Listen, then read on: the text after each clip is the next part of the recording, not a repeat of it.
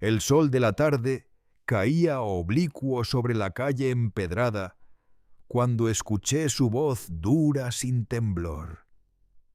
Viejo, ve a vivir tu vida, deja la nuestra en paz. Mi hijo gritó eso frente a los vecinos.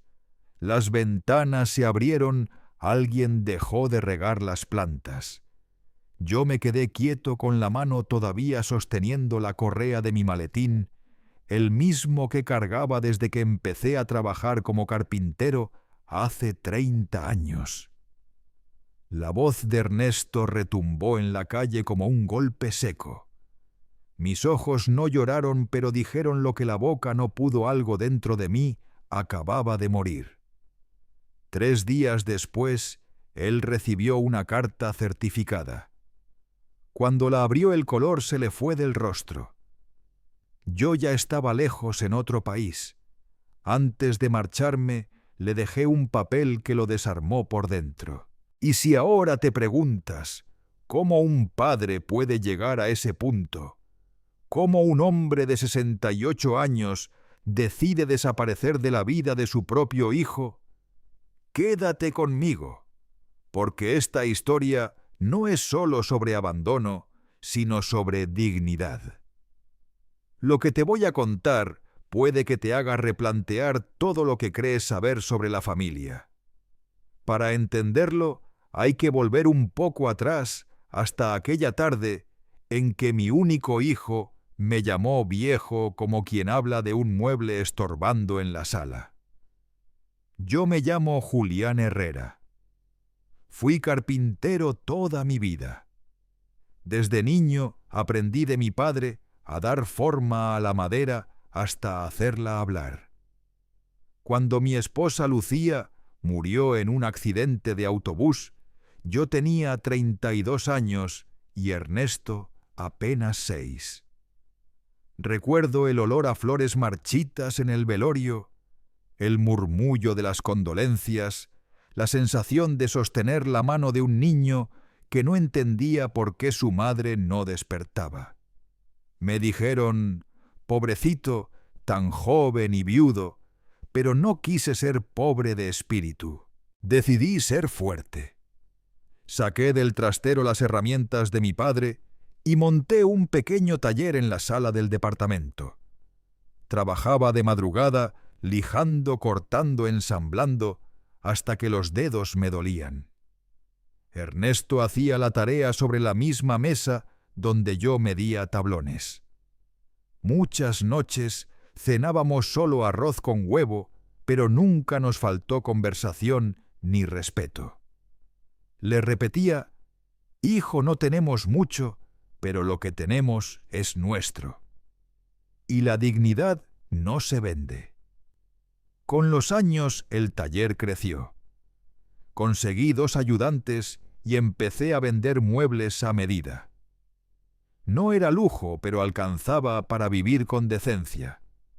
Mi sueño era ver a mi hijo graduado. Cuando Ernesto pasó el examen para administración, lloré de orgullo.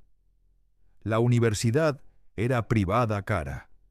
Vendí el pequeño departamento que mi madre me había dejado y con ese dinero cubrí las mensualidades. Me mudé a un lugar alquilado más modesto, pero el corazón me rebosaba. Él iba a tener la oportunidad que yo nunca tuve. Y la tuvo. Se graduó. Consiguió trabajo en una empresa de logística, empezó a ganar bien. Seguía viviendo conmigo hasta los 28. Veíamos películas, compartíamos café. En las tardes, me decía mi viejo sabio. Aquel tiempo fue lo más parecido a la paz. Hasta que apareció ella. Marina. Llegó como un viento caliente que desordena todo.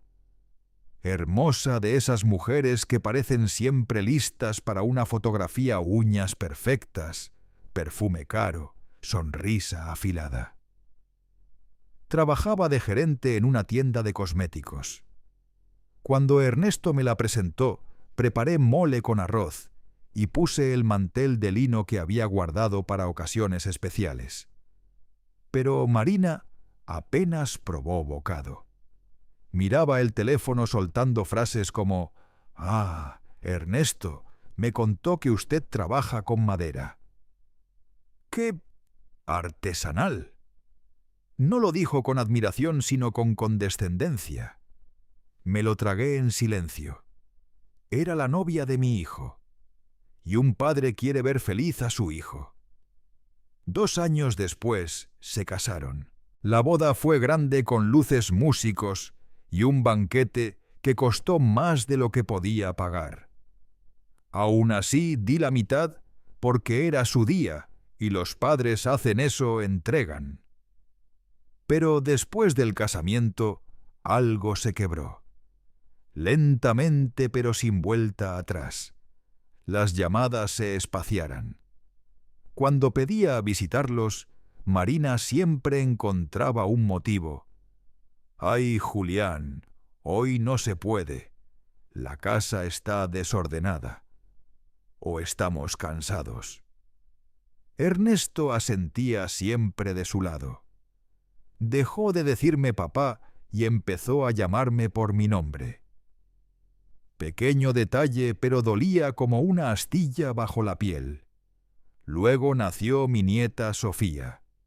Yo quería estar en el hospital, ayudar a sostener a la bebé por primera vez, pero Marina dijo que su madre se quedaría con ellos, que no había espacio para mí. Apreté los dientes y esperé. 3 semanas después me dejaron verla. Cuando tuve a esa niña en brazos con sus ojos del mismo color que los de Ernesto, prometí en silencio ser el mejor abuelo que pudiera. Pero tampoco me dejaron. Las visitas debían agendarse. No podía aparecer de sorpresa. Llamaba, pedía permiso como si fuera un extraño. Y muchas veces cuando llegaba Marina, inventaba una excusa. «Sofía está dormida. Está inquieta. No es buen momento». Yo regresaba caminando por la misma calle donde años atrás mi hijo me gritó. El sol siempre pegaba igual, pero ya no había sombra que me protegiera. Hasta que un día, la última discusión. Fue frente a la casa con los vecinos asomados. Él me gritó: «Viejo, deja de meterte en mi vida». Y yo no dije nada. Solo lo miré, y en mi mirada le dejé mi despedida. 3 días después, cuando leyó la carta que le envié, comprendió, aunque tarde, que a veces el silencio es la venganza más limpia. Me fui lejos, a otro país, a empezar de nuevo. Pero lo que me arrancaron ese día, ni la distancia lo cura. Volvía a casa con el corazón apretado, abrazando el pequeño tren de madera que había tallado para mi nieta, un regalo que jamás lograba entregarle. El polvo del camino se levantaba con cada paso, y el ruido de los coches se perdía entre los ladridos de los perros del barrio. Pero lo peor aún no había llegado. Fue precisamente ese peor el que me llevó a aquella tarde en la acera, escuchando a mi propio hijo humillarme delante de todos. Para entender el golpe que recibí, necesito contarte lo que ocurrió antes. Necesito hablarte del dinero. ¿Conoces ese dicho que dice: «Las apariencias engañan»? Pues sí. Quien me veía en aquel entonces pensaba que yo era solo un viejo jubilado viviendo en una casa alquilada en las afueras de Guadalajara. Desde fuera parecía uno más un hombre tranquilo con sus plantas en el patio, tomando café y viendo el noticiero de las 6. Pero por dentro, cargaba una historia más pesada que un saco de cemento. Me hice solo, sin atajos, sin herencias, sin nadie que me tendiera la mano. Cuando Lucía murió, No hubo compasión, ni ayudas, ni familiares dispuestos a echarme un cable. Solo quedé yo mis herramientas y la certeza de que debía criar a mi hijo con dignidad. Recuerdo el primer año sin ella. Me levantaba antes del amanecer, preparaba café de olla y pan duro. Despertaba a Ernesto, lo vestía con el uniforme que yo mismo había remendado, porque comprar uno nuevo era imposible. Lo llevaba a la escuela, regresaba al taller y trabajaba hasta que el sol se metía. Y cuando él dormía, seguía. Muchas noches lijé hasta las 2, 3 de la madrugada. Los dedos se me abrían, sangraban por las astillas. La espalda ardía, pero no me detenía. Tenía un propósito. Lo miraba dormir con su rostro sereno y pensaba, mi hijo tendrá una vida mejor. Él va a estudiar, va a ser alguien. Con el tiempo, el taller creció. Logré alquilar un pequeño local 40 metros apenas y contraté a 2 ayudantes, Carmen y Luisa, mujeres trabajadoras como yo. Fabricábamos mesas, sillas, armarios para las tiendas del barrio. No era un imperio, pero daba para vivir y alimentar 3 familias. Y para mí eso era suficiente. Ernesto creció entre el olor a barniz y el zumbido de las sierras. Por las noches me sentaba en el borde de su cama y le contaba historias. No cuentos de reyes o castillos, sino de hombres que no se rendían, de obreros que levantaban el mundo con las manos. Le hablaba de mi padre albañil toda su vida, que jamás robó ni un ladrillo. De mi madre que crió 5 hijos lavando ropa ajena. Quería que comprendiera el valor de las cosas, y él parecía entender. Ernesto era cariñoso, me abrazaba antes de dormir. Cuando enfermaba, le preparaba caldo, y él me decía, «Papá, eres el mejor cocinero del mundo». Frases simples pero que me sostenían el alma. En la adolescencia siguió siendo buen muchacho. Estudiaba, ayudaba en casa, no daba problemas. Yo estaba tan orgulloso que presumía sus notas a todo el mundo. «Mira», decía a mis vecinos, «sacó 9 en matemáticas». Yo era ese tipo de padre que cree que su hijo es perfecto. Y entonces llegó la universidad. Ernesto soñaba con estudiar administración. Quería trabajar en una gran empresa, usar traje, tener oficina, una vida estable. Yo lo apoyé. Compré guías carísimas, lo ayudé a estudiar. El día que salió la lista de admitidos, entró corriendo a casa con los ojos brillando. «Papá, pasé el examen». Nos abrazamos llorando como niños. Llamé a Carmen y a Luisa y vinieron con refresco y pan dulce. Celebramos hasta tarde. Fue uno de los días más felices de mi vida. Pero después llegó la realidad. La universidad era privada, carísima. Hice cuentas, 4 años, cuotas, transporte, comida. Todo sumaba más de lo que el taller podía sostener. Pasé noches sin dormir, mirando a mi hijo reír, soñando en grande. Y entonces recordé el pequeño departamento que mi madre me había dejado al morir. 2 habitaciones sencillas, pero bien ubicadas en una calle tranquila de Zapopan. Valía una buena cantidad. No lo dudé. Lo puse en venta. Cuando se lo conté a Ernesto, se alarmó. «Papá, no hagas eso. Te vas a quedar sin nada». Pero le tomé la mano y le dije, «Hijo, esa casa está hecha de ladrillos. Pero tú estás hecho de sueños, y los sueños valen más». Lloró. Yo también. pero la decisión estaba tomada. Vendí el departamento y pagué toda la carrera al contado. Conseguí un buen descuento. Guardé un poco para emergencias y me mudé a una casita rentada en las afueras. 3 cuartos pequeños, patio de tierra y un árbol de guayaba que cada año se llenaba de fruto. El día de su graduación fue el más hermoso de mi vida. La ceremonia era en un gimnasio repleto. Fui solo, me senté al fondo, pero cuando lo vi subir al escenario con toga y sonrisa, sentí que todo había valido la pena. Cada noche sin dormir, cada dolor de espalda, cada deuda. Todo. Ernesto consiguió trabajo pronto en una empresa de transporte. Empezó como asistente y fue ascendiendo. Su salario crecía mes a mes. Compró un coche usado, un Nissan viejo pero firme, y siguió viviendo conmigo.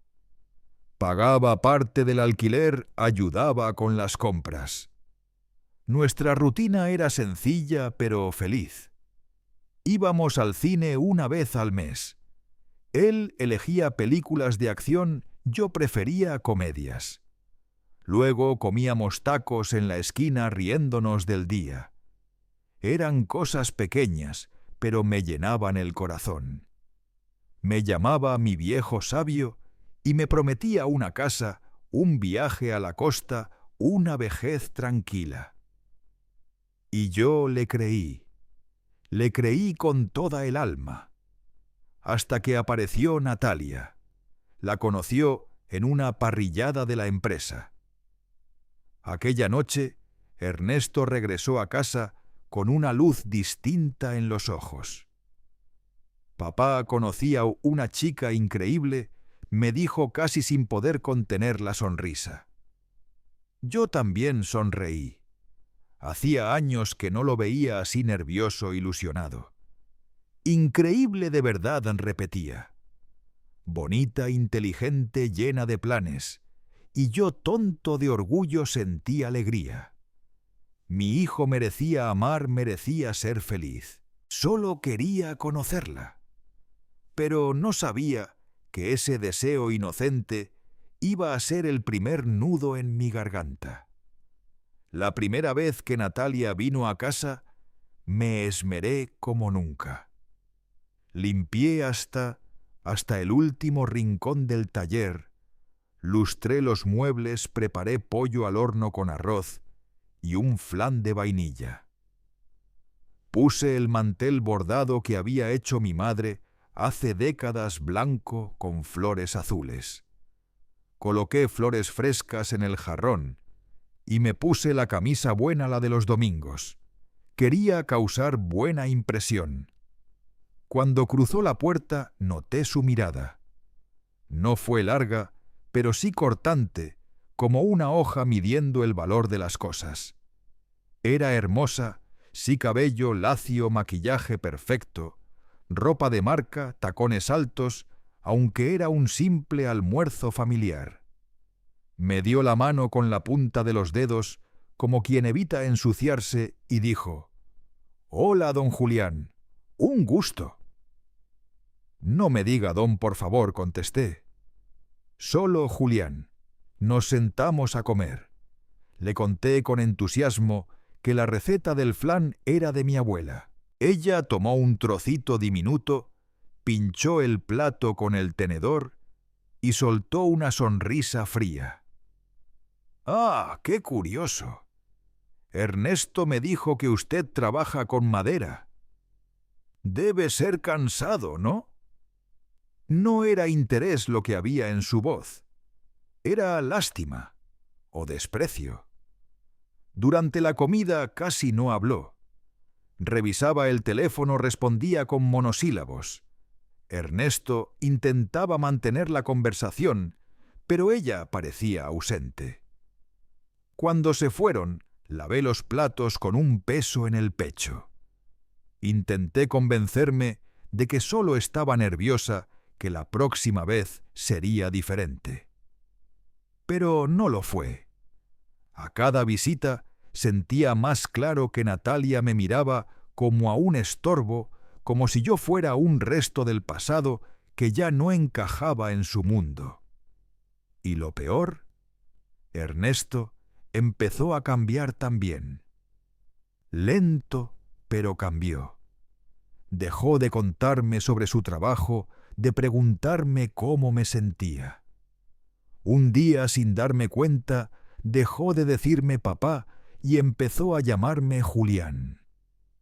Pensé que era una fase, que estaba enamorado, que volvería a ser el mismo. No volvió, y entonces vino la boda. Fue hermosa, no voy a mentir. Un salón lleno de luces y flores blancas, música suave, mesas con copas brillantes. Me sentí fuera de lugar todo el tiempo. Llevaba mi único traje azul marino y unos zapatos que me apretaban, pero estaba feliz. Mi hijo iba a formar una familia. Natalia entró a la iglesia con un vestido importado de esos que cuestan una fortuna. Ella misma lo dijo sonriendo, 12.000 pesos. El pastel tenía 5 pisos. El banquete servía camarones, vino francés y platos que yo solo había visto en televisión. Yo pagué la mitad. 18.000 de mis ahorros, fruto de años de trabajo, reparaciones y encargos nocturnos. Pero lo di con gusto, porque eso hacen los padres, entregan. Ese día, sin embargo, ella apenas me dirigió la palabra. Abrazó a sus padres, posó para las fotos con sus amigas y conmigo solo un saludo seco, una sonrisa de compromiso. Ernesto intentó incluirme. Quiso que saliera en la foto familiar, pero cuando me acerqué, ella murmuró con fastidio: «Ernesto, luego tomamos una con tu papá». «¿Sí? Ahora solo los dos». Y él asintió. Me quedé con la bolsa en la mano, sintiendo cómo algo dentro se partía. Pero aplaudí, sonreí, brindé, porque era su día, no el mío. Después del matrimonio, se mudaron a un departamento nuevo en Zapopan, 2 habitaciones, terraza, piscina en el condominio. Un lugar bonito. Ernesto me llamó el primer día. «Papá, ven a conocer nuestra casa». Fui feliz. Preparé un pastel de zanahoria aún tibio, envuelto en papel de aluminio. Cuando toqué el timbre, Natalia abrió la puerta con una bata blanca y cara de fastidio. «Ay, Julián, ¿Ernesto no te avisó que hoy saldríamos?» Me quedé mudo. «Él me llamó anoche», dije.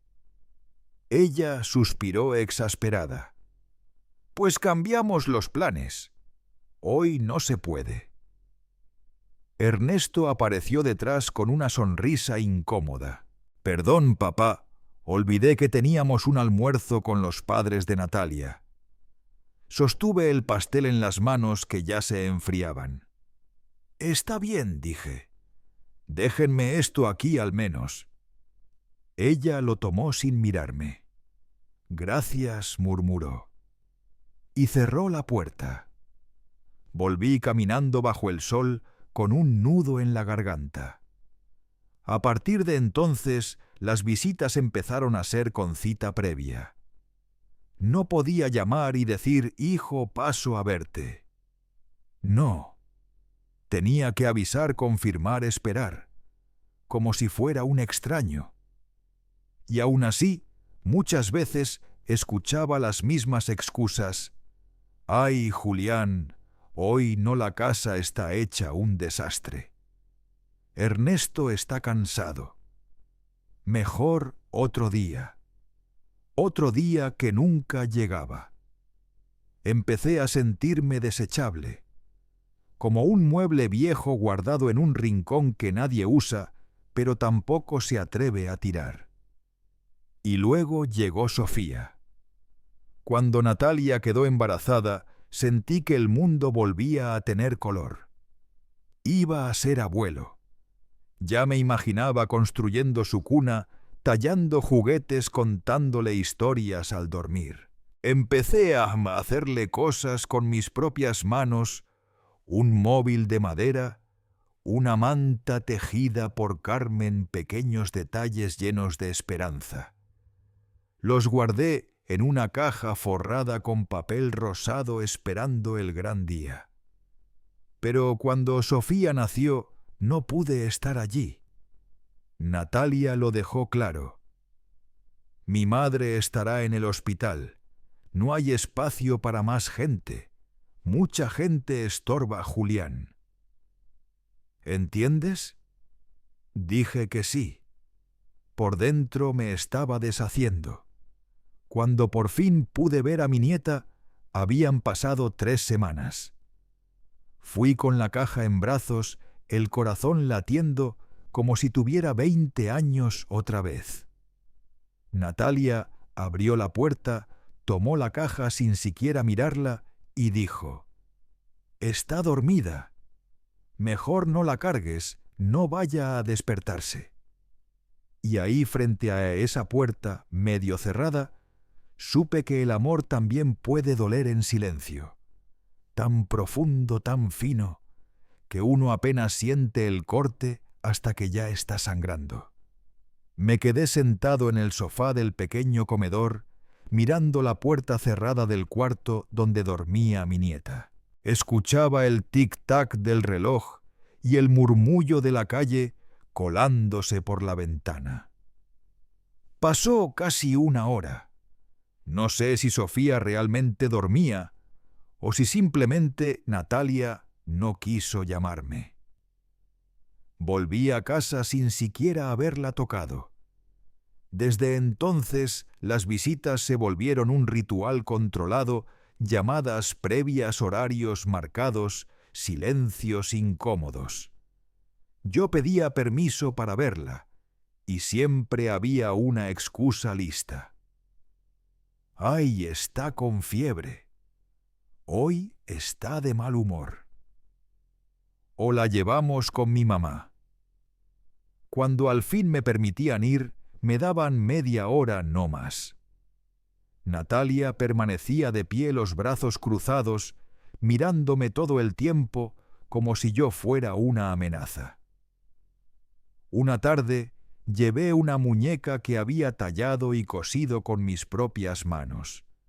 2 días enteros trabajando cabello de lana amarilla, vestido azul con flores bordadas, zapatitos rojos de tela. Se la entregué a Sofía, que tenía 2 años entonces.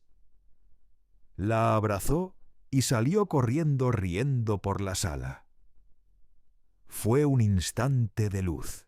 Pero en la siguiente visita, la muñeca ya no estaba. «¿Dónde está la muñequita que le di a Sofía?», pregunté. Natalia encogió los hombros. «Ah, se cansó de ella. La donamos a una institución. La donamos», dijo, como si fuera basura. Me mordí la lengua para no responder. Esa noche lloré hasta empapar la almohada. Ernesto no dijo nada. Él simplemente estaba de acuerdo con todo lo que Natalia decidía. Cuando intentaba hablar con él me cortaba. «Papá, Natalia tiene razón. Tenemos nuestra vida ahora».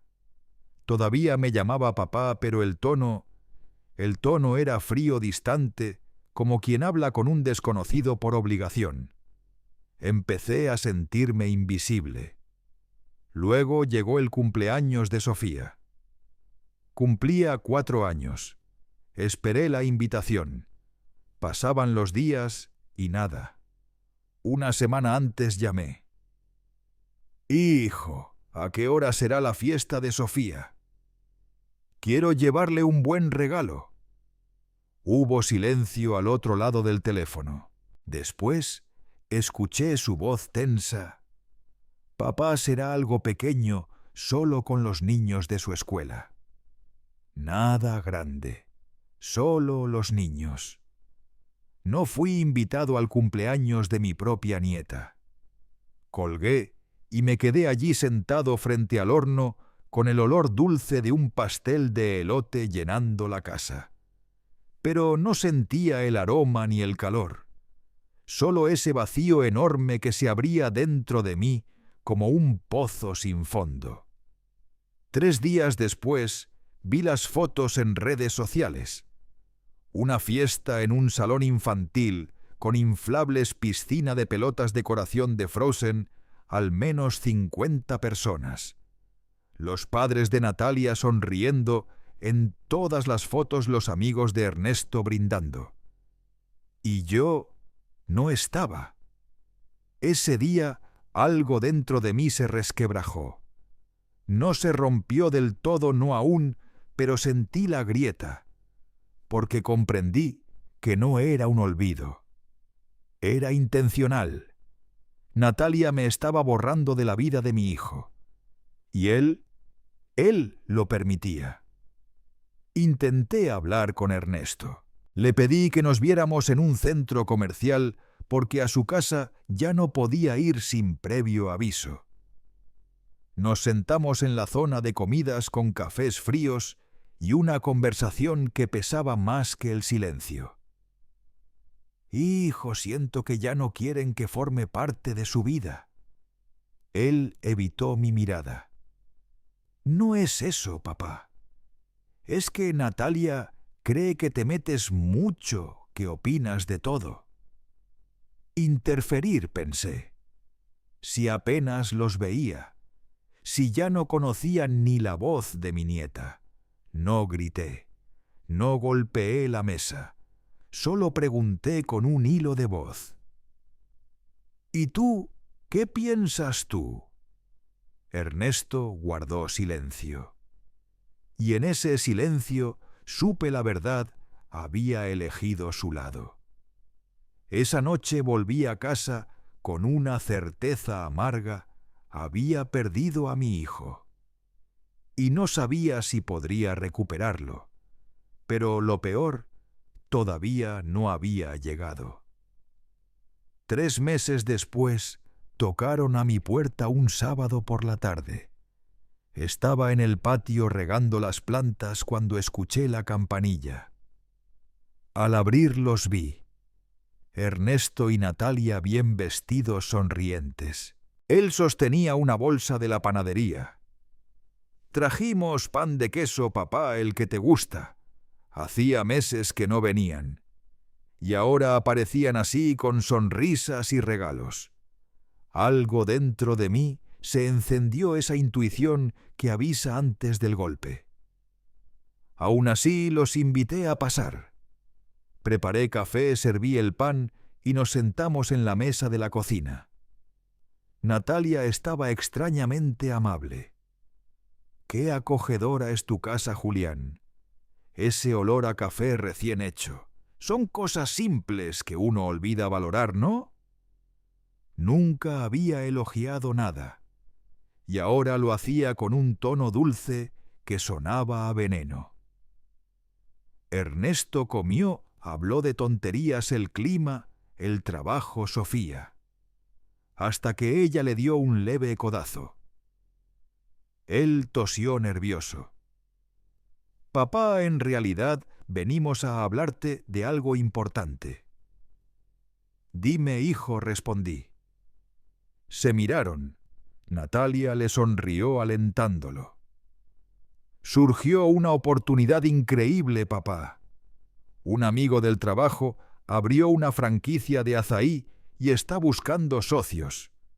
Es un negocio seguro, ya tiene 3 locales». Me quedé callado esperando el resto. El problema, continuó, es que la inversión inicial es de 95.000 pesos. Estamos juntando, pero aún nos falta. Pensamos si podrías prestárnoslo. Sentí que el suelo se movía bajo mis pies. Ese dinero era casi todo lo que tenía. Mis ahorros de años, el fondo que guardaba para emergencias, para no depender de nadie. Hijo, es mucho dinero. Lo sé, papá, pero sería un préstamo. En 6 meses te devolvemos 105.000. 5.000 de ganancia. Firmamos contrato todo formal. Natalia se inclinó hacia mí con una sonrisa que no alcanzaba los ojos. Julián, no te pediríamos esto si no fuera algo real. Confiamos en Ernesto. ¿Y tú? ¿No confías en tu propio hijo? Ahí estaba la trampa, porque si decía que no sería el padre egoísta, el que no cree en su hijo, el que prefiere ver el dinero quieto en el banco antes que ayudar a su familia. Y mientras ellos me miraban sonrientes con ese aire de amabilidad calculada, supe que esa conversación no era un pedido, era una prueba, y si fallaba, me borrarían de sus vidas por completo. Miré a Ernesto, mi hijo. Ernesto, mi hijo, el niño que crié solo, al que vestí, alimenté, y por quien vendí el único bien que tenía mi casa para pagarle la universidad. Lo miré a los ojos y vi a un hombre que ya no reconocía. Pero también vi por un instante al pequeño de 6 años que lloraba en mis brazos el día que enterramos a su madre. «Déjame pensarlo, hijo», dije con la voz temblorosa. Natalia frunció el ceño. «Pensarlo, Julián, la oportunidad es ahora.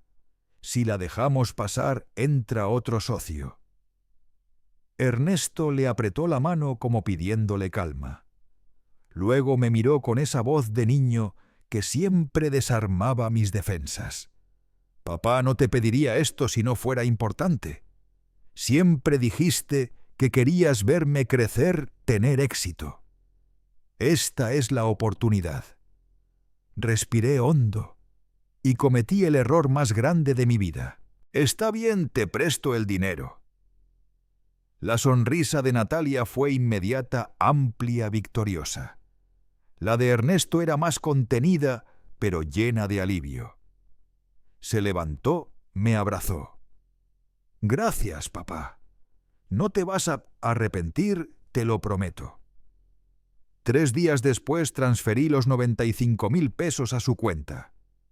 Hicimos un contrato sencillo, redactado e impreso por Natalia misma, préstamo de 95.000 pesos a ser devueltos en 6 meses con un interés total del 10%, equivalente a 105.000 pesos. Los 3 firmamos. Guardé el papel en el cajón del aparador con un nudo en el pecho que preferí ignorar. Durante los 2 primeros meses fueron amables. Ernesto me llamaba cada semana. «¿Cómo estás, papá?». Incluso. Natalia me mandó una foto de Sofía por mensaje. Respondí con corazones y palabras cariñosas, intentando no parecer necesitado. Pero en el 3er mes, las llamadas se hicieron escasas. Cuando yo marcaba a Ernesto, contestaba apresurado: «Papá, estoy en el trabajo, te llamo luego». Y no llamaba. En el 4.º mes ya no me preocupaba tanto por el dinero, sino por la distancia. Era como si después de obtener lo que querían, me hubieran vuelto a hacer invisible. Llegó el 6.º mes, el plazo acordado. No llamé enseguida. Esperé una semana. 2. 15 días después marqué: «Hijo, ya pasaron 6 meses desde el préstamo». Silencio. «Papá, el negocio va bien, pero aún no da ganancia. Necesitamos más tiempo». «¿Cuánto tiempo?» «No sé, 3 meses tal vez». Tragué saliva.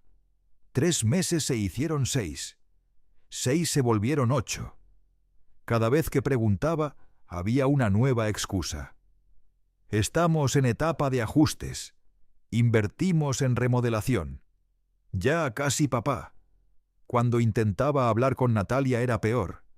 Julián está siendo impaciente. Los negocios no rinden de la noche a la mañana. Relájate, sí, relájate. Esa palabra me dolió más que cualquier insulto. Había confiado en ellos con todo lo que tenía, y ahora me pedían calma como si mi sacrificio no valiera nada. Pero lo peor aún estaba por venir. 8 meses después del préstamo, algo me dejó sin aliento.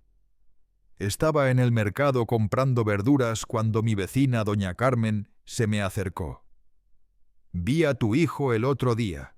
¡Qué carro tan bonito! Un Corolla nuevo negro flamante». Sentí un golpe seco en el pecho. «¿Nuevo?», pregunté. Sí, lo vi estacionado frente a su edificio. Regresé a casa con las piernas temblorosas. Encendí el viejo computador y abrí mi cuenta de Facebook. La había creado solo para ver fotos de mi nieta. Ahí estaba una foto de Ernesto sonriendo junto a un Corolla negro con la leyenda «Nuevo logro, Dios es fiel». Busqué el precio: 78.000 pesos. Un Corolla nuevo, comprado con mi dinero. El pecho me dolía tanto que pensé que me daría un infarto. Me senté en el suelo, apoyé la cabeza en la pared y las lágrimas salieron solas.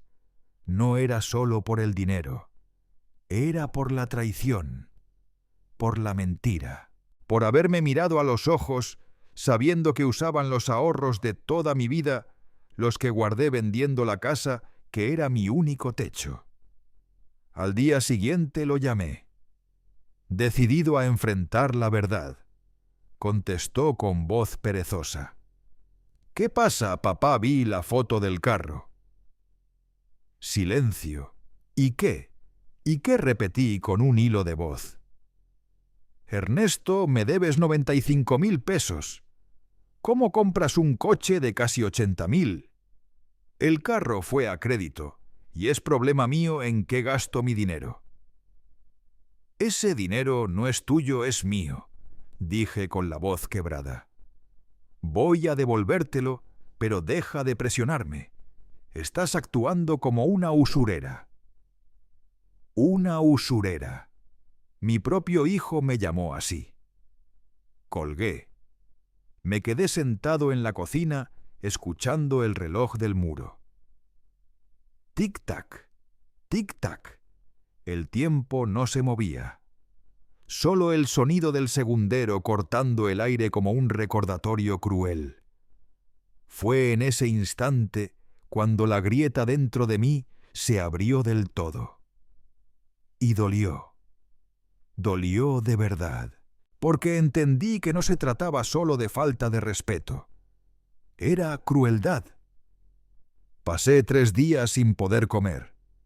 El estómago revuelto, la cabeza, ardiendo, el corazón hecho trizas. Por las noches miraba el techo y repasaba todo, cada sacrificio, cada noche, sin dormir, cada cuenta impaga por darle un futuro digno. Y ahora, él me llamaba usurero. Quise creer que se arrepentiría, que me llamaría para disculparse. Pero pasaron los días. 1 semana, 2, 3, nada. Hasta que un sábado por la mañana decidí ir. No lo pensé, no avisé. Tomé el autobús, bajé en su colonia y caminé hasta el edificio. El corazón me golpeaba el pecho. No sabía qué iba a decir, solo sabía que necesitaba mirarlo a los ojos y entender cuándo fue que lo perdí. Llegué al portón. El guardia me reconoció. «Buenas tardes, don Julián». «¿Va a visitar a Ernesto?», forcé una sonrisa. «Sí». Marcó al departamento. Esperó. Nada. «Qué raro, su coche está en la cochera». Intentó de nuevo. Silencio. «¿Me dejas subir, por favor?», pedí sintiendo el temblor en las manos. Y en ese momento, con el aire caliente de la tarde pegándome en la cara y el zumbido lejano de un televisor saliendo de alguna ventana, supe que lo que iba a encontrar arriba no era una explicación. Era el principio del final. «Soy su padre», dije al guardia. Vaciló un segundo, pero al final me dejó pasar. Subí en el ascensor con las piernas temblorosas. Cada número que cambiaba en el panel sonaba como un golpe seco en el pecho. Cuando llegué al 5.º piso, me detuve frente a la puerta del 504. Respiré hondo. Toqué el timbre. Dentro se escuchaban risas, voces, la televisión encendida. Volví a tocar. La puerta se abrió y apareció Natalia. Llevaba un pantalón de chándal, el cabello recogido en un moño deshecho sin maquillaje. En cuanto me vio, su rostro cambió. «¿Qué haces aquí, Julián?», vine a hablar con Ernesto. «Está ocupado». «Solo quiero hablar». 5 minutos. Suspiró rodando los ojos. «Ernesto», gritó hacia adentro. «¿Está tu papá aquí?». Pero lo dijo con ese tono cargado como si dijera una molestia.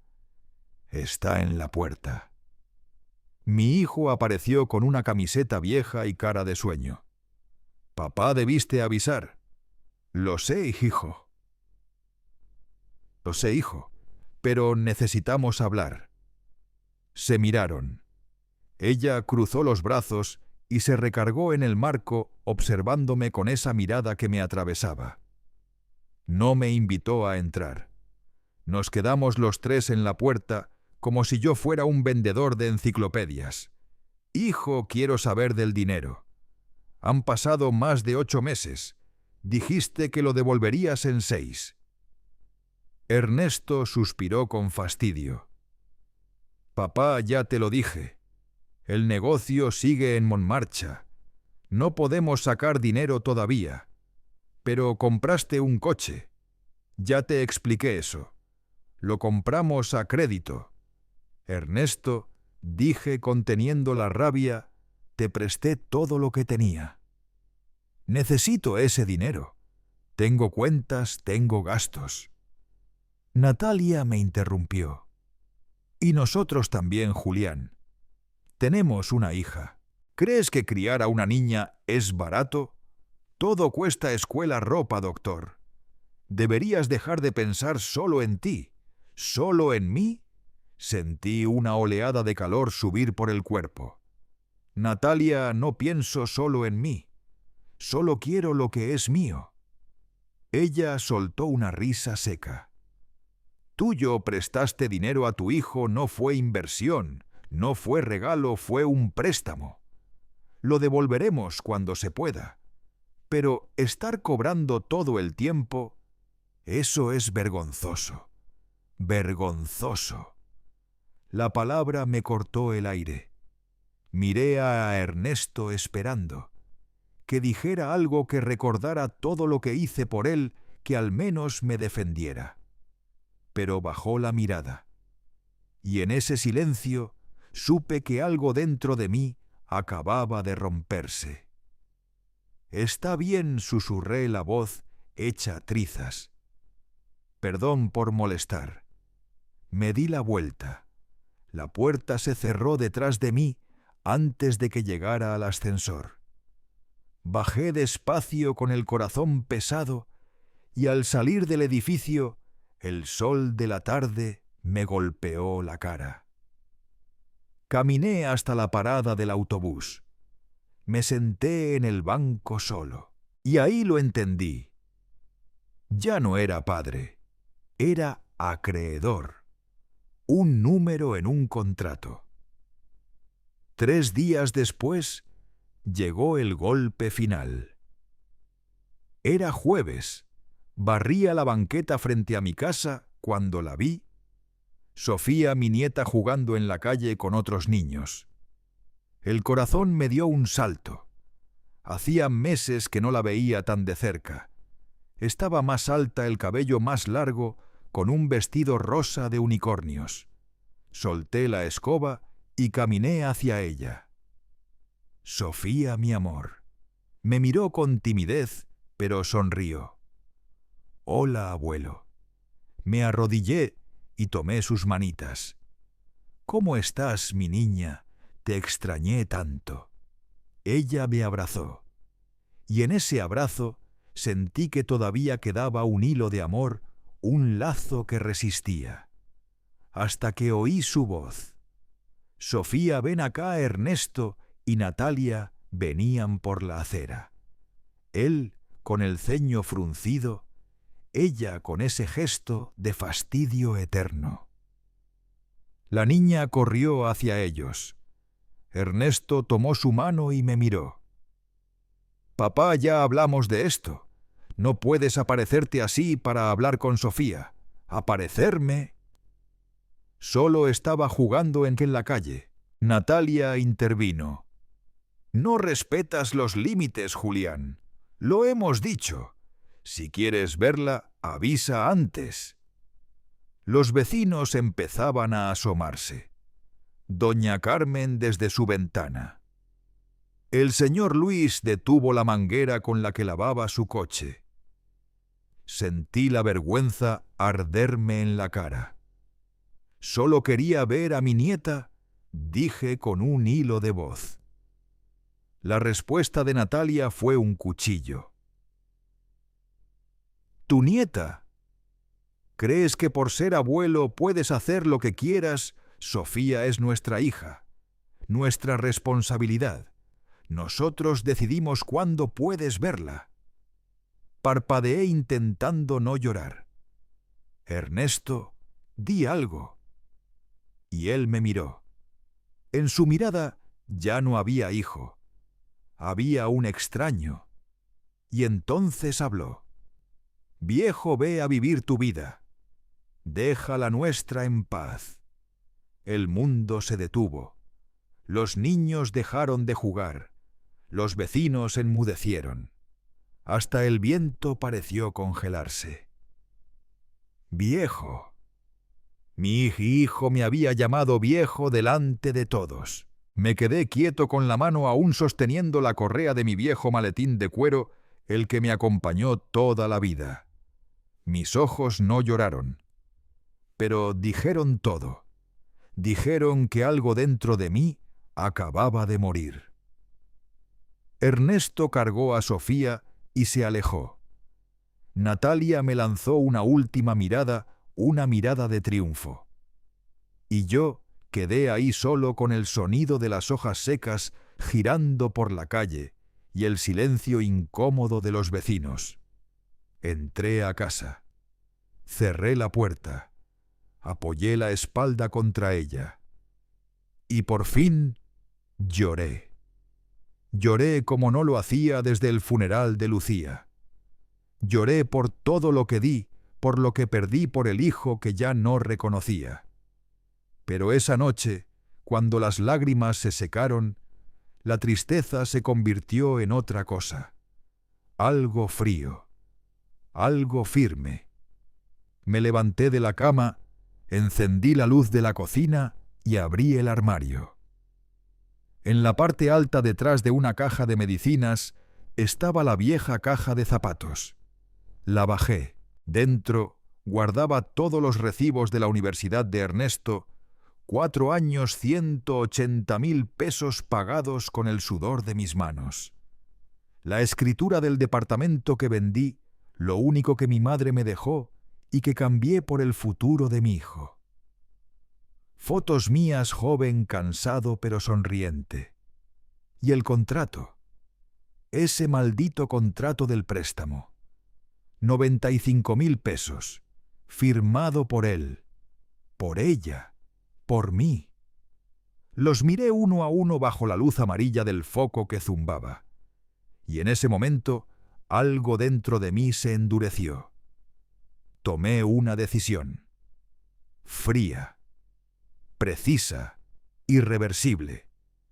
Si ellos querían que viviera mi vida, entonces eso haría. Pero no del modo en que ellos imaginaban. No dormí aquella noche. Me quedé sentado en la mesa de la cocina, con la vieja caja de zapatos abierta frente a mí, mirando cada papel, cada recibo, cada foto, pedazos de una vida entera hecha de sacrificios. Afuera, el cielo comenzaba a aclarar, y dentro de mí otra claridad empezaba también a nacer.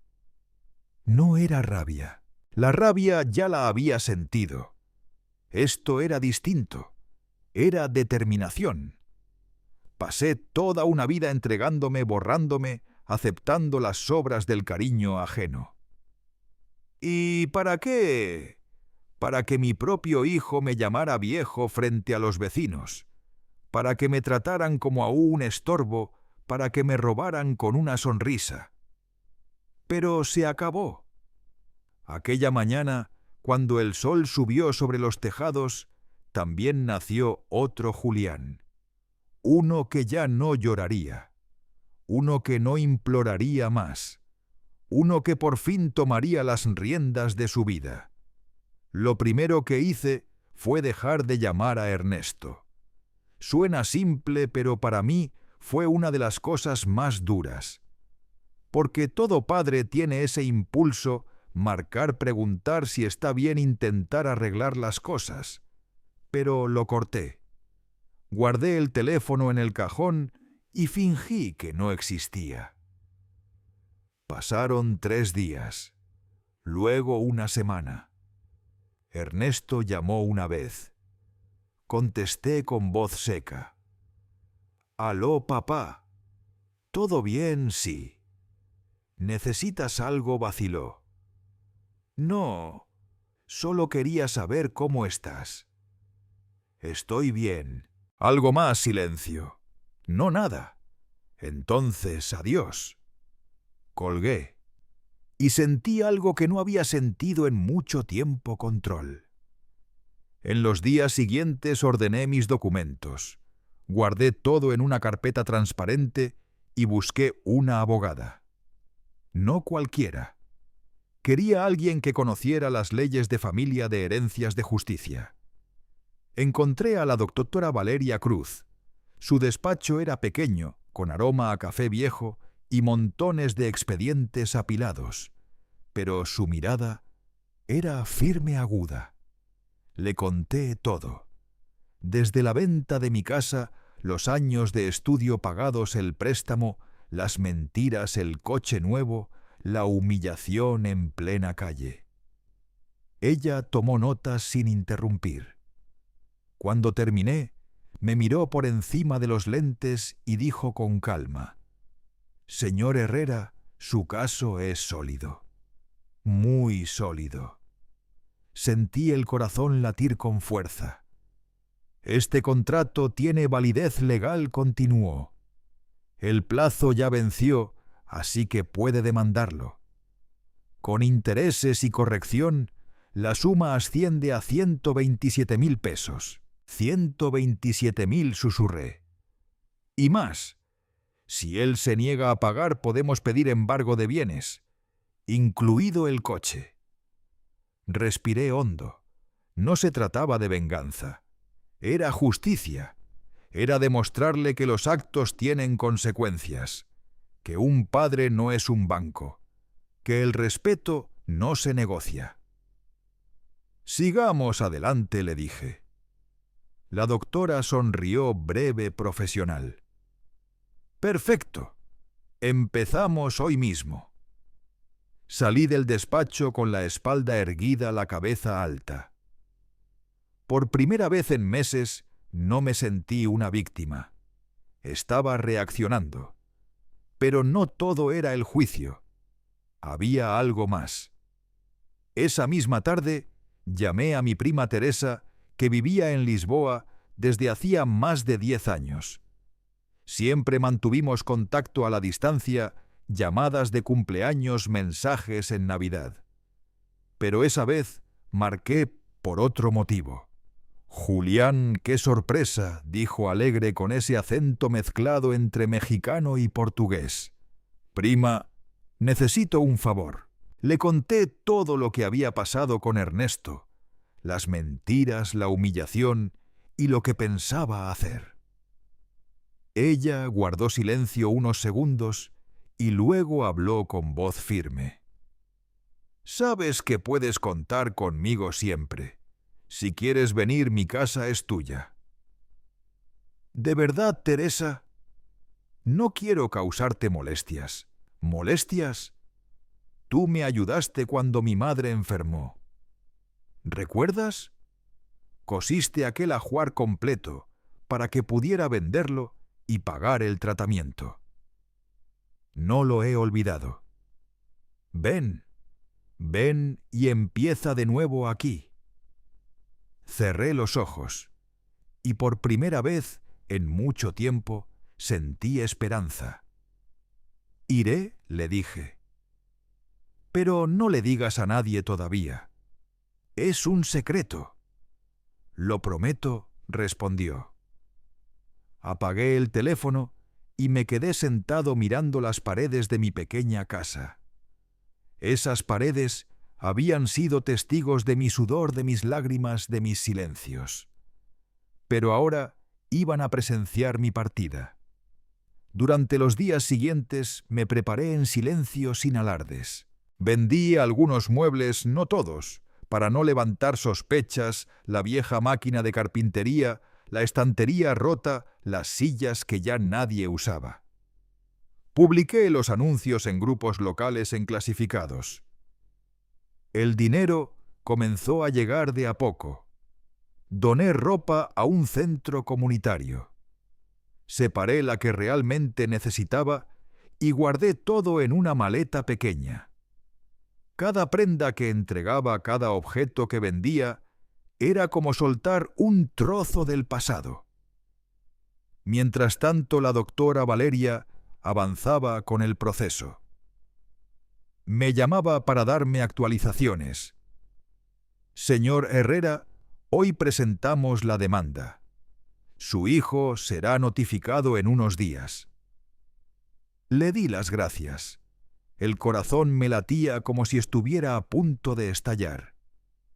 3 semanas después de aquella humillación pública, fui a ver a un contador, el señor Reinaldo, un hombre mayor de lentes gruesos y voz paciente.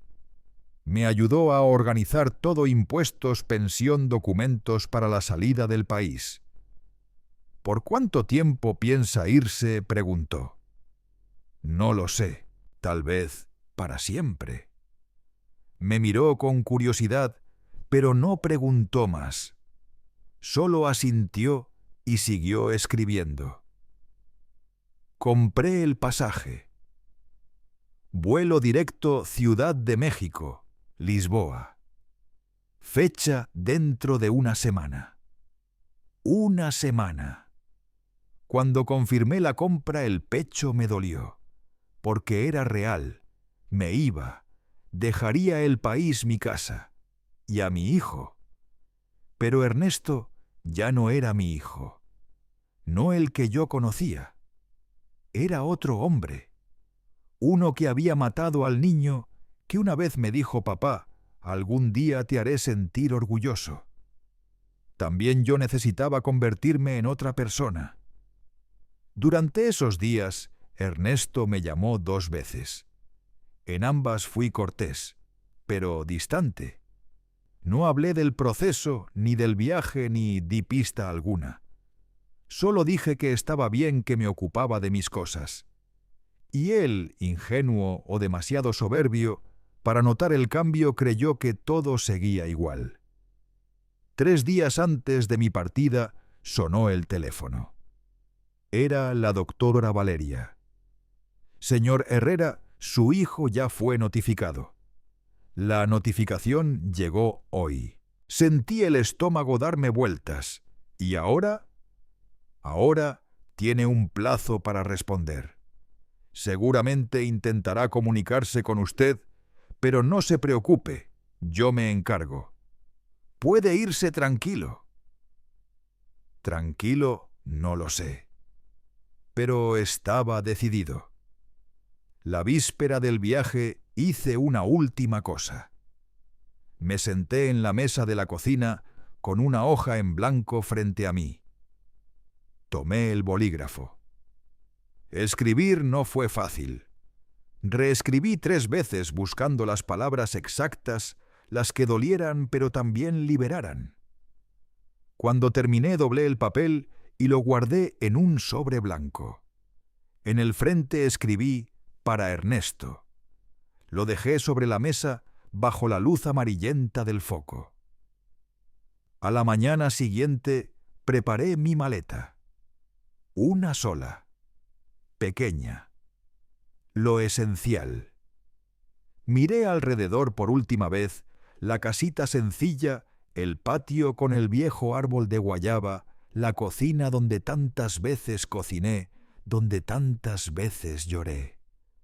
Cerré la puerta y le dejé las llaves a doña Carmen, mi vecina. Lloró cuando le conté que me iría por un tiempo. «Cuide la casa por mí, Carmen.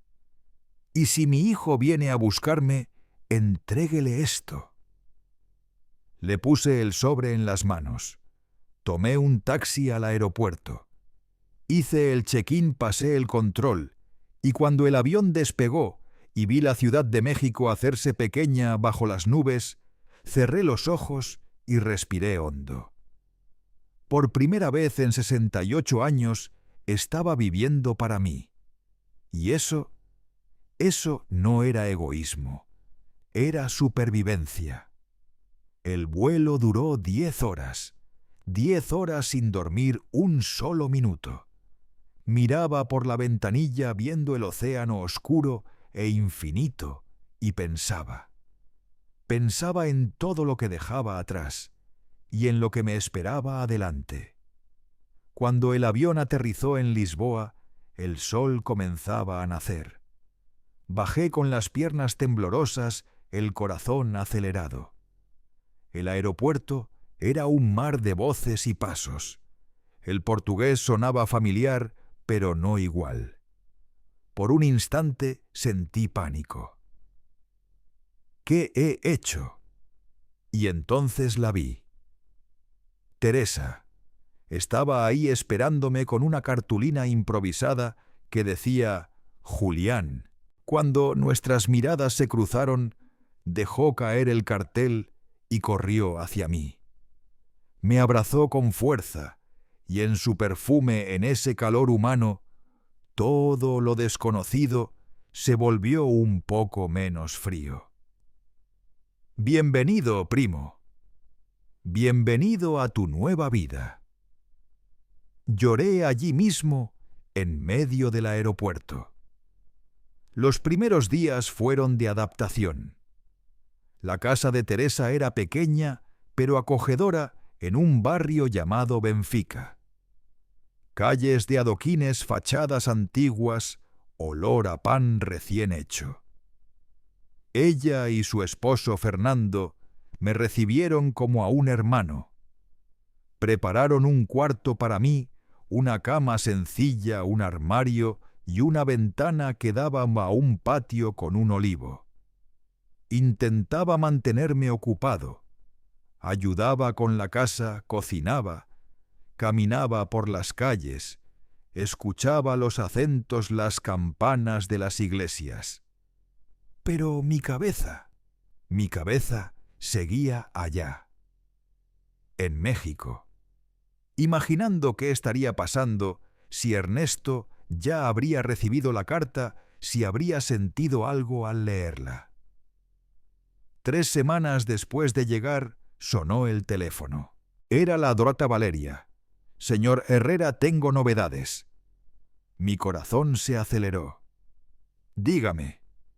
«Recibí una llamada de una mujer. Dijo que trabajó con Natalia y que tiene información importante para usted». «¿Qué tipo de información?» No quiso decirlo por teléfono, pero mencionó el dinero, el supuesto negocio. Un escalofrío me recorrió la espalda. «Pásame su contacto». Colgué, Respiré hondo y marqué el número. Contestó una voz femenina joven algo nerviosa. «Hola, hola. Habla Julián Herrera. La abogada me dio tu número. Dijiste que tenías información». Silencio.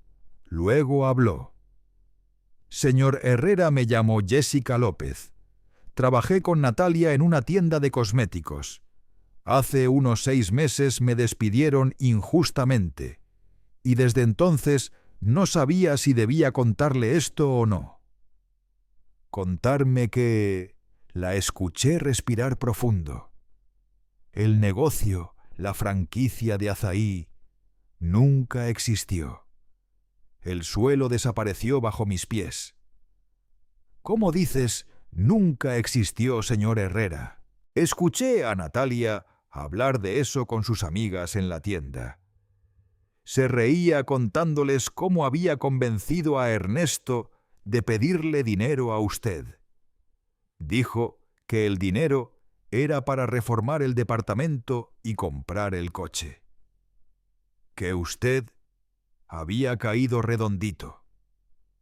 Sentí las manos temblar tanto que casi dejo caer el teléfono.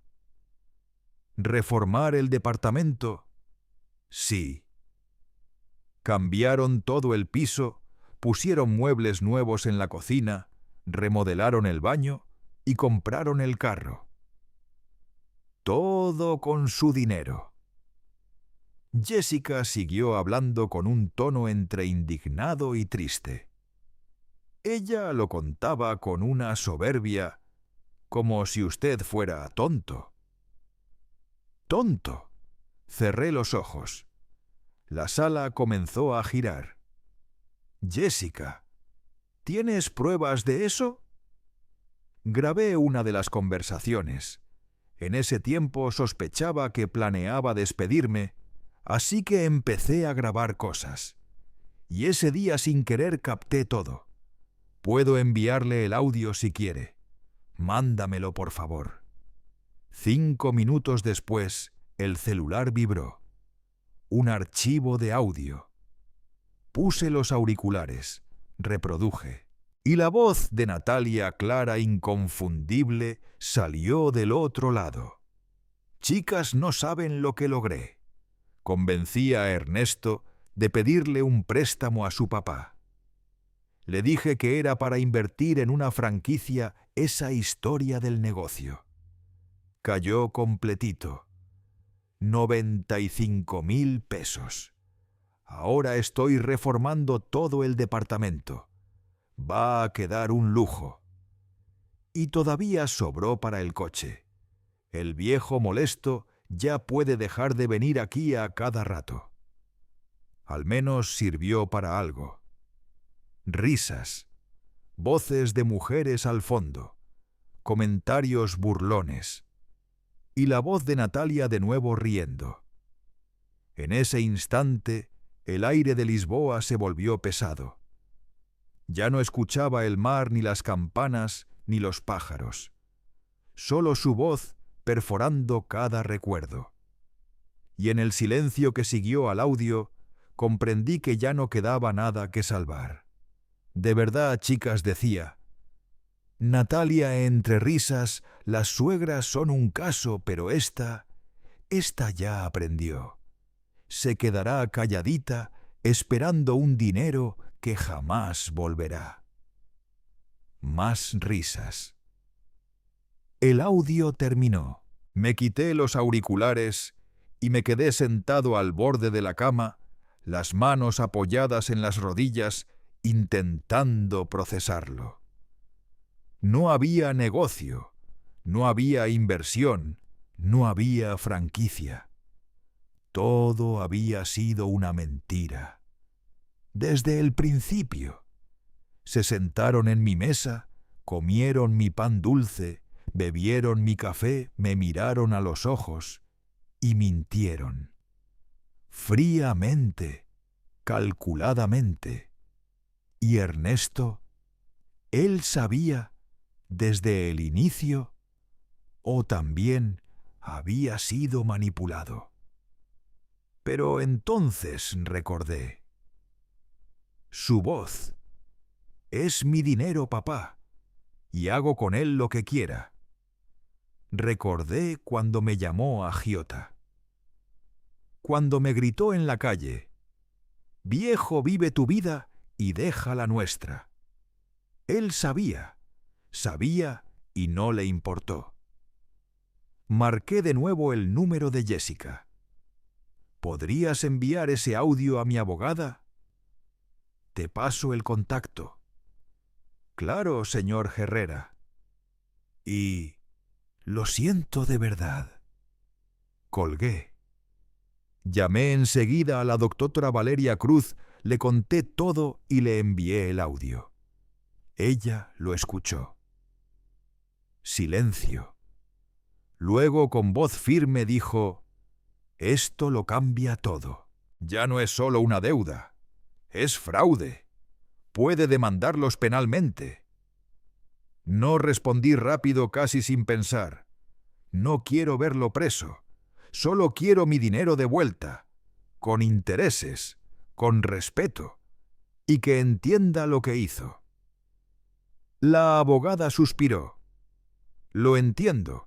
Entonces usaremos el audio en la demanda civil. Su caso será muy fuerte. No podrá escapar. Colgué. Me quedé mirando la pared blanca del cuarto.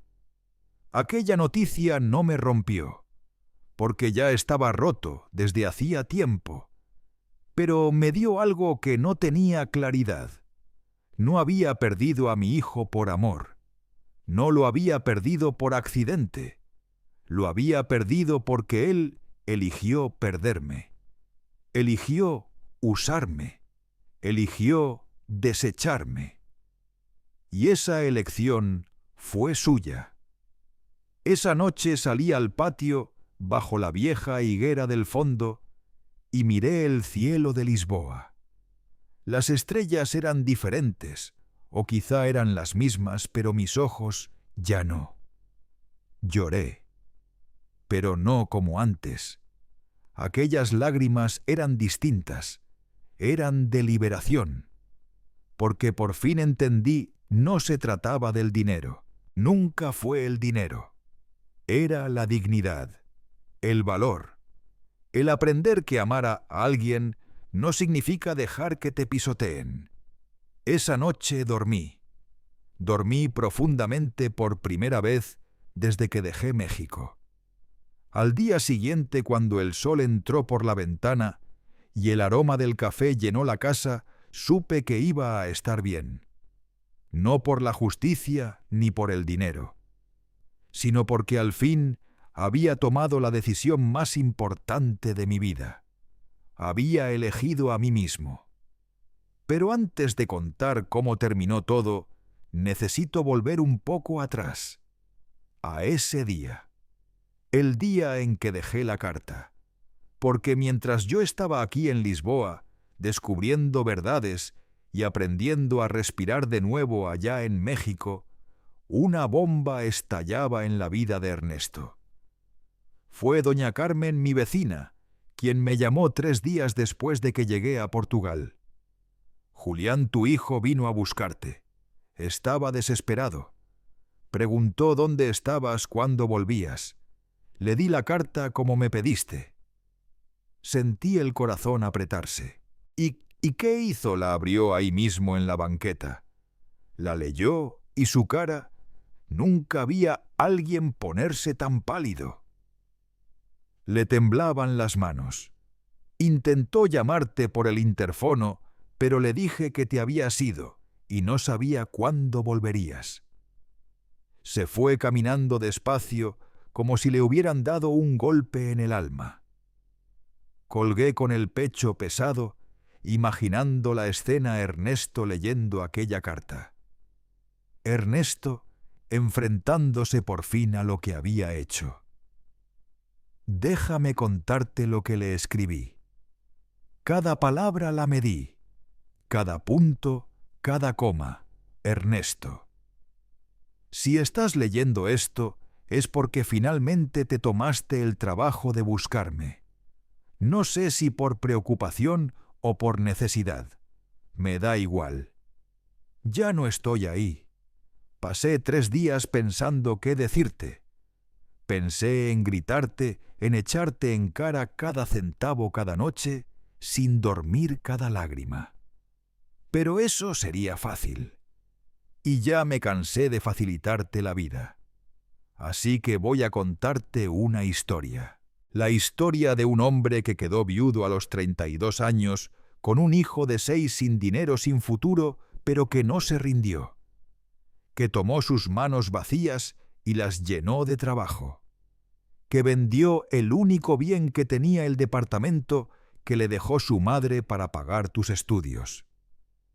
180.000 pesos, Ernesto.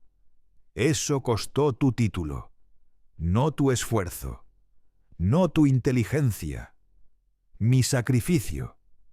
Te crié solo, te enseñé el valor de la dignidad. Y tú diste la espalda a todo eso en cuanto te pusiste un anillo en el dedo. No culparé a Natalia. Sería fácil hacerlo. Pero eres un hombre adulto. Tú elegiste. Elegiste mentirme, manipularme, robarme. Me pediste 95.000 pesos por un negocio que nunca existió. Compraste un coche. Reformaste tu casa. Y cuando te reclamé, me llamaste agiota. Pero lo peor no fue el dinero. Fue la humillación. Fue que me gritaras viejo frente a los vecinos, que me prohibieras ver a mi nieta, que me trataras como si ya no valiera nada. Así que hice lo que me pediste. Me mandaste vivir mi vida y eso estoy haciendo. Dejé el país. Me mudé. Estoy empezando de nuevo a los 68 años. Prefiero comenzar de cero solo que seguir siendo humillado por ti. Doblé la carta con las manos firmes y la dejé sobre la mesa. Fue mi despedida, mi cierre y mi principio. Ah, y sobre el dinero, serás notificado por la vía judicial. He iniciado una demanda civil. El monto con intereses y actualización asciende a 127.000 pesos. Tienes un contrato firmado. Vas a cumplirlo. Y si no lo haces, tus bienes serán embargados, incluido el coche que compraste con mi sudor.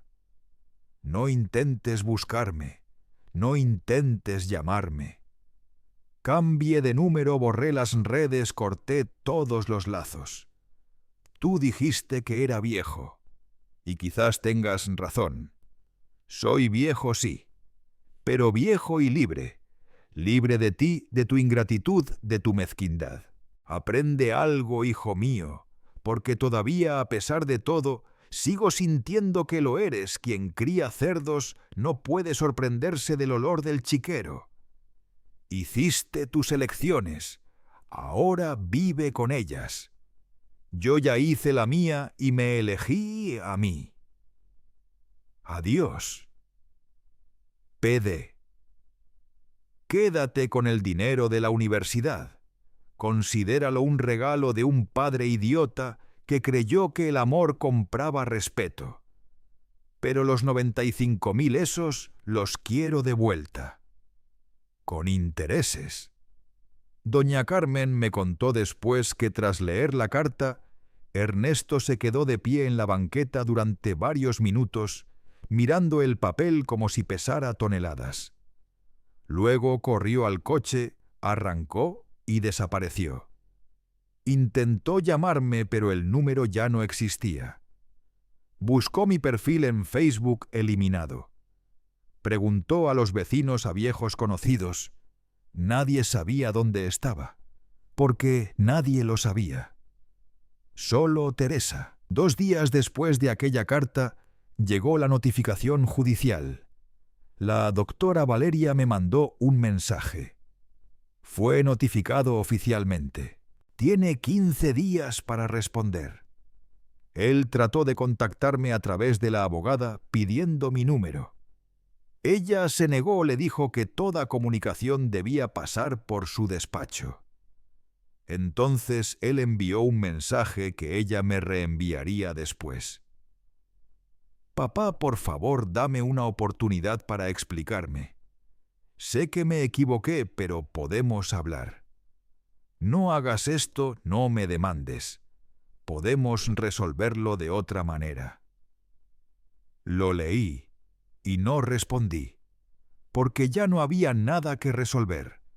Ya no había conversación posible, solo un contrato firmado y sus consecuencias. 2 semanas más tarde volvió a intentarlo. Papá, voy a vender el coche. Te pagaré en cuotas, pero por favor regresa. Sofía pregunta por ti. Te extraña. Sofía, ese nombre me dolió. Me dolió hondo porque la amaba, pero no podía volver a sacrificarme. No podía aceptar más migajas. Respondí a través de la abogada. El proceso sigue. Si desea pagar la deuda, hágalo. Pero eso no cambiará nada entre nosotros. Lo que se rompió ya no tiene reparación. Y así empezó su caída. Porque vender el coche no bastaba.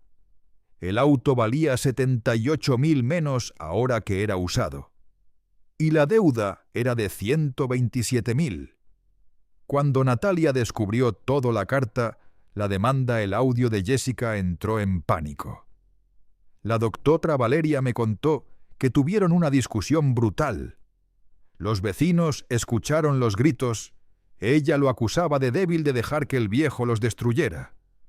Él le gritaba que la culpa era de ella, que fue ella quien inventó la mentira.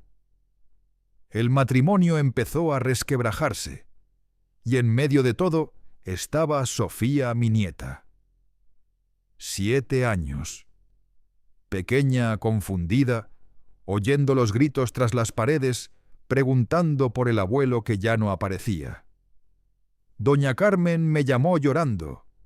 La vi en el portón preguntando cuándo volverías. Lloraba, Julián lloraba, como si supiera que no volverías jamás. Yo también lloré. Lloré porque no era justo. No era justo que una niña pagara por los pecados de sus padres. Pero no podía regresar. No podía borrarme otra vez. Si volvía, todo volvería a ser igual. El mismo círculo, el padre complaciente, el banco que da y no cobra el hombre que se deja humillar con tal de no perder lo poco de amor que le dan. Y yo ya no era ese hombre. No solo había cambiado de país, había cambiado por dentro. 3 meses después de mi partida, llegó la noticia. Ernesto había vendido el coche. Había pedido un préstamo al banco y había saldado la deuda. 127.000 pesos exactos. Abrí el correo del banco. Vi el monto acreditado en mi cuenta. No sentí victoria. No sentí alegría. Solo alivio. Un alivio pesado, melancólico. El alivio de saber que había terminado, que había puesto un límite, que había demostrado que los actos tienen consecuencias. Pero también sentí tristeza, porque aquel dinero tenía un precio. Y el precio fue mi hijo, o mejor dicho, la verdad sobre quién era en realidad. Los meses siguientes fueron de silencio. Un silencio denso, lleno de cosas que ya no necesitaban decirse. Yo seguía en Lisboa construyendo una nueva rutina, pero las noticias me alcanzaban desde lejos. Por doña Carmen, por la doctora Valeria, que seguía en contacto. La vida de Ernesto se desmoronaba. Y no puedo mentir, una parte de mí sintió una satisfacción amarga. Pero otra parte dolía.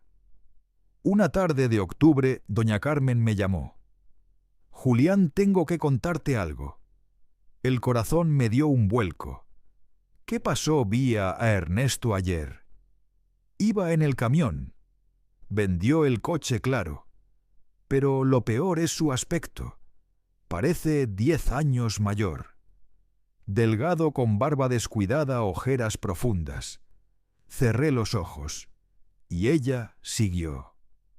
Dicen que pidió un préstamo enorme para pagarte. Está pagando cuotas de más de 3.000 pesos al mes por 4 años. Está ahogado. Y Natalia, pregunté, aunque sabía que no debía. Esa mujer es una fiera, lo culpa de todo. Se la pasa gritándole que se arrepiente de haberse casado con él, que por su culpa lo perdieron todo. Todo. No, no lo perdieron todo. Perdieron lo que nunca fue suyo, mi dinero.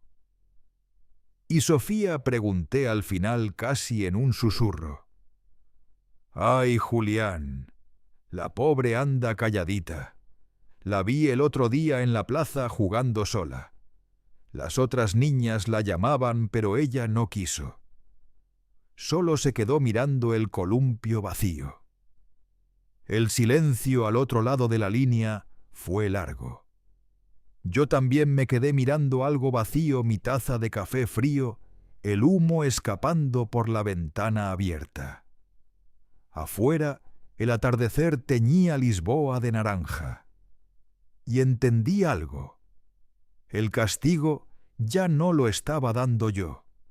La vida misma lo estaba haciendo. Sofía se quedó sentada en el columpio quieta, mirando hacia la nada. Mi corazón se quebró al verla así, incluso desde lejos, en el recuerdo que me trajo doña Carmen. La niña no tenía culpa de nada. Era solo una criatura que perdió a su abuelo porque sus padres fueron egoístas y crueles. Pero yo no podía hacer nada. No podía volver para salvarlos, porque si regresaba, ¿quién me salvaría a mí? 2 semanas después, otra llamada de doña Carmen.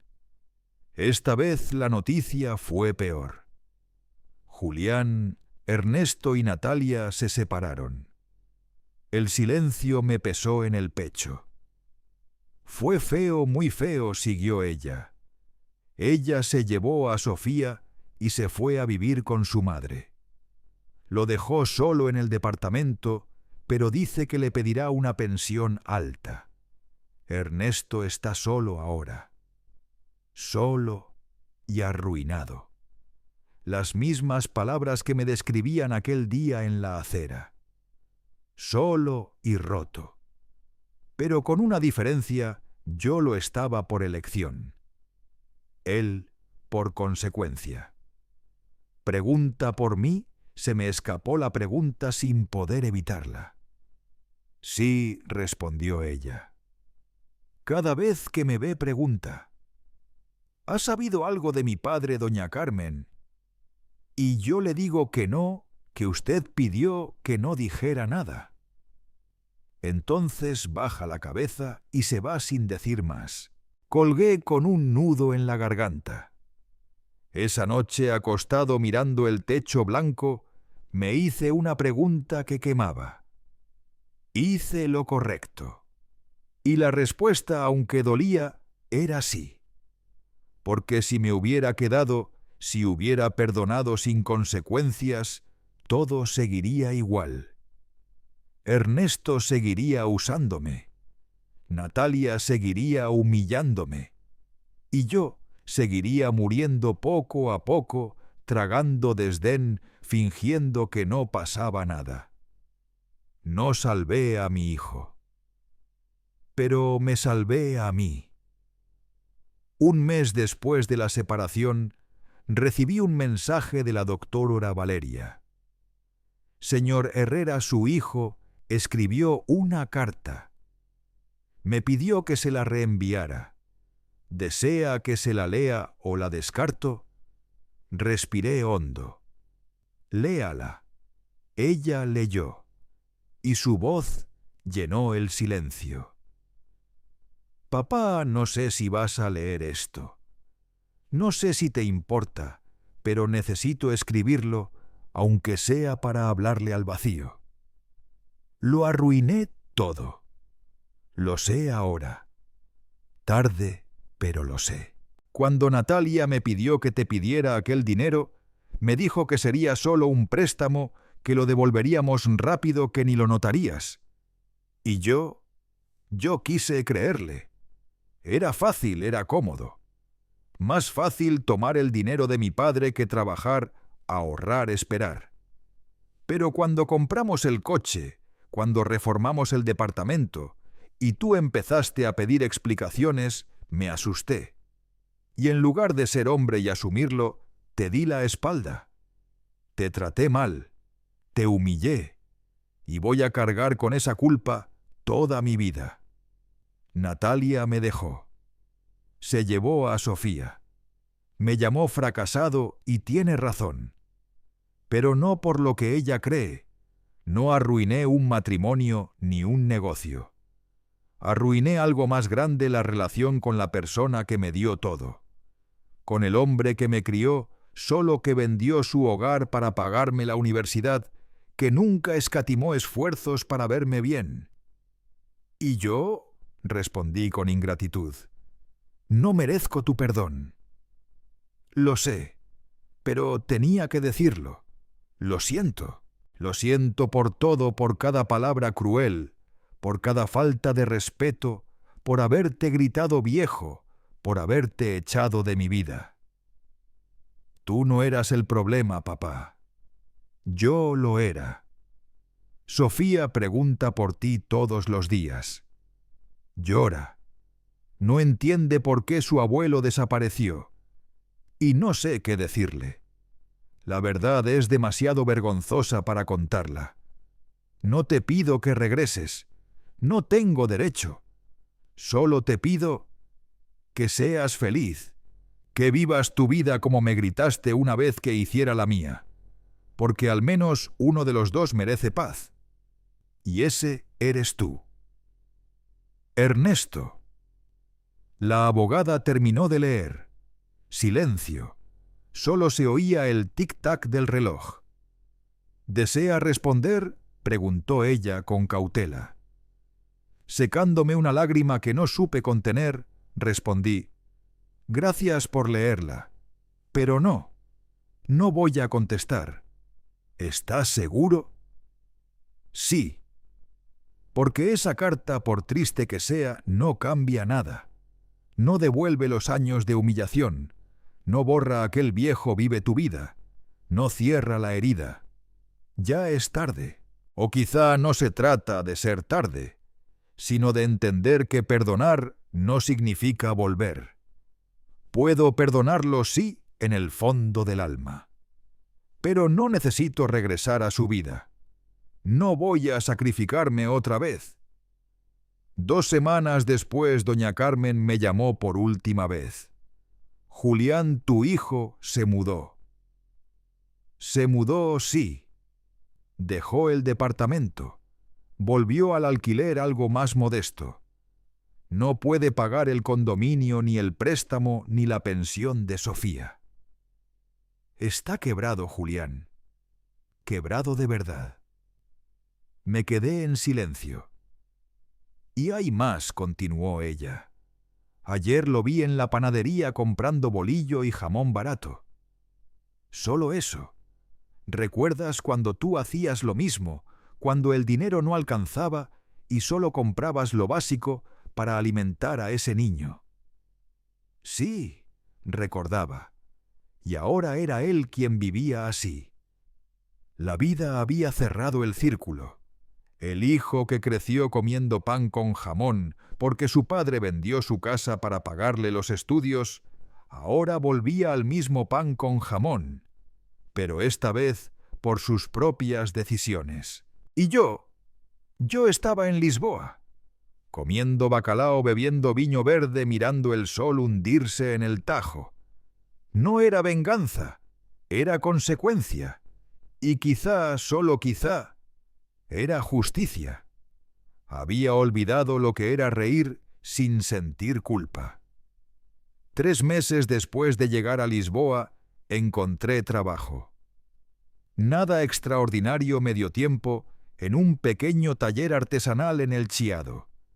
La dueña, doña Fátima, una portuguesa de 75 años, con las manos firmes y el corazón tierno, me contrató después de ver mi bordado.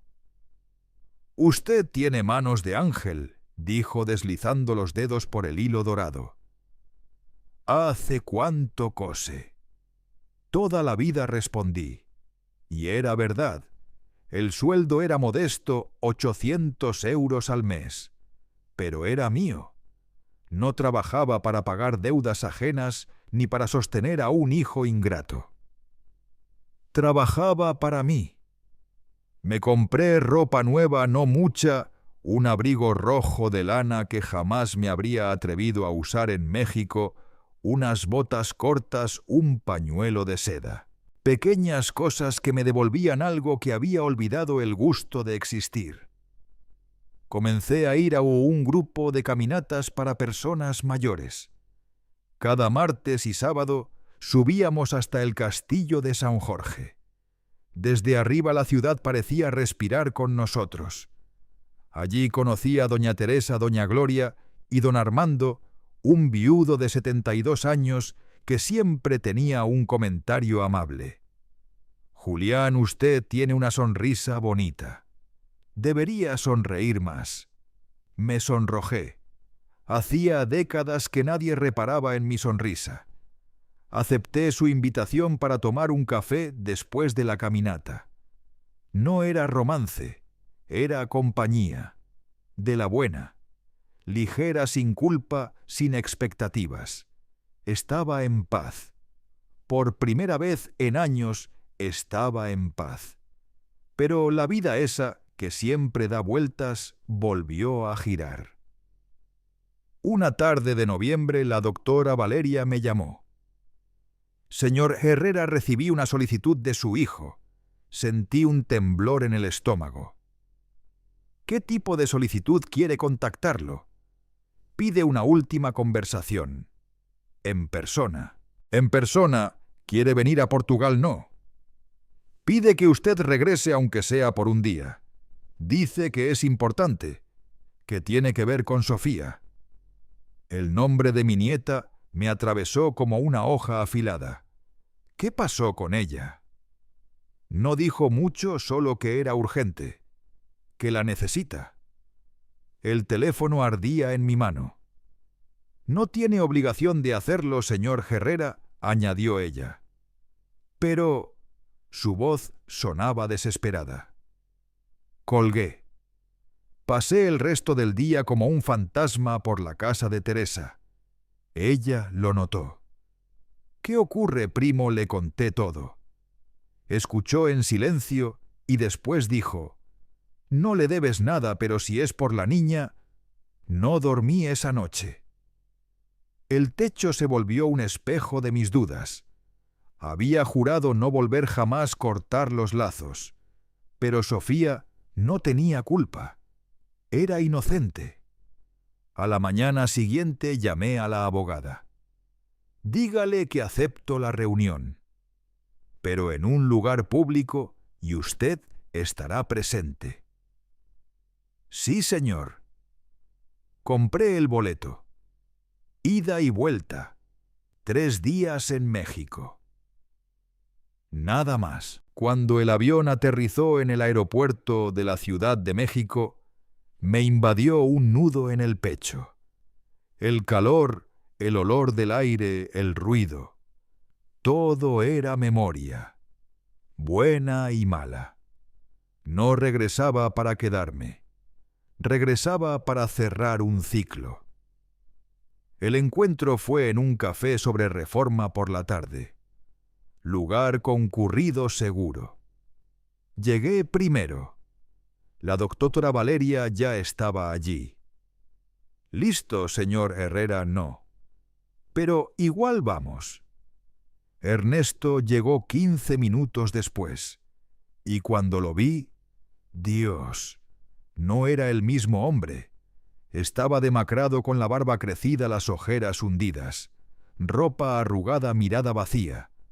Parecía haber envejecido 10 años en 6 meses. Me vio, se detuvo. Sus ojos se llenaron de lágrimas. «Papá», dijo con voz rota. No me levanté, no lo abracé. Solo respiré hondo y esperé. Se acercó despacio como quien teme espantar un animal herido. Se sentó frente a mí. Un silencio largo, casi insoportable.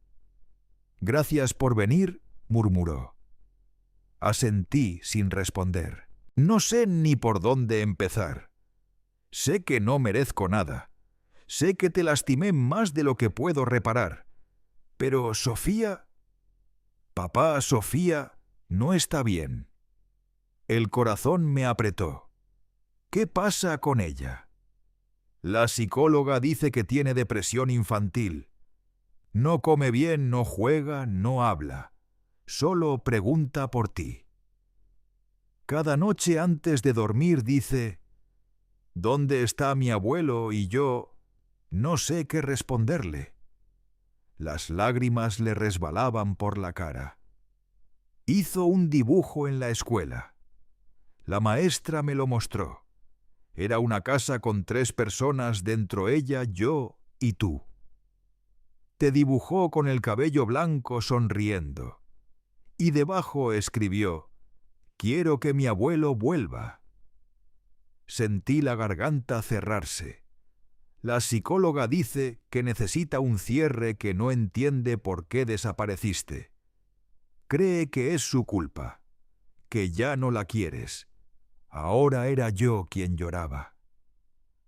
No vine a pedirte que regreses a mi vida, papá. Sé que no tengo ese derecho. Solo te pido que la veas. Una vez, que le digas que no fue su culpa, que aún la amas, porque está sufriendo y no lo merece. Lo miré, y por primera vez vi a un hombre verdaderamente arrepentido. ¿Dónde está con Natalia en casa de su madre? Bueno, de su ex-suegra. Llámala, quiero verla. Al día siguiente nos encontramos en un parque cercano. Natalia llegó con Sofía, pero se quedó lejos apoyada en su coche, los brazos cruzados. Ernesto permaneció a mi lado. Cuando Sofía me vio, se quedó inmóvil. Sus ojos se abrieron como si dudara de lo que veía. Y luego corrió. «Abuelo», gritó. Me arrodillé. Ella se lanzó a mis brazos. La sostuve tan fuerte que temí romperla. Hundí mi rostro en su cabello. Respiré su olor a infancia, sentí su cuerpecito caliente contra mi pecho. Y lloré. Lloré todo lo que no había podido antes. Volviste, abuelo. ¿De verdad volviste? Volví, mi amor. Volví. Nos quedamos abrazados quién sabe cuánto. Podría haber sido 1 minuto o una eternidad. Cuando nos separamos la miré a los ojos. «Sofía, el abuelo tiene que explicarte algo». Asintió aún temblando. El abuelo tuvo que irse porque a veces los adultos discuten y necesitan tiempo. Pero no fue tu culpa. Nunca fue tu culpa. ¿Entiendes? Ya no me quieres, te amo más que a mi vida pequeña, y eso nunca cambiará. Ella volvió a abrazarme. Jugamos, hablamos, reímos. 3 horas que se sintieron como un renacer. Cuando llegó el momento de despedirnos, me tomó la mano. «¿Vas a desaparecer otra vez?» Respiré hondo. El abuelo vive lejos, pero hablaremos por video. Sí, cada semana. Y quién sabe, tal vez un día vengas a visitarme. Hay aviones grandes que cruzan el mar, y allá donde vivo hay castillos, hay mar, hay cosas hermosas. Sus ojos se iluminaron. ¿De verdad? De verdad, sonrió. Y cuando me alejé, volteé una última vez. Ella seguía allí, saludando con su manita. Ernesto estaba detrás con la mano en el hombro de su hija. Y supe que había hecho lo correcto. Volví a Lisboa al día siguiente. El avión despegó y no miré atrás. Desde entonces Ernesto y yo intercambiamos algunos mensajes pocos corteses. A veces me enviaba fotos de Sofía. Yo respondía con corazones. No era perdón, no era reconciliación, era cierre.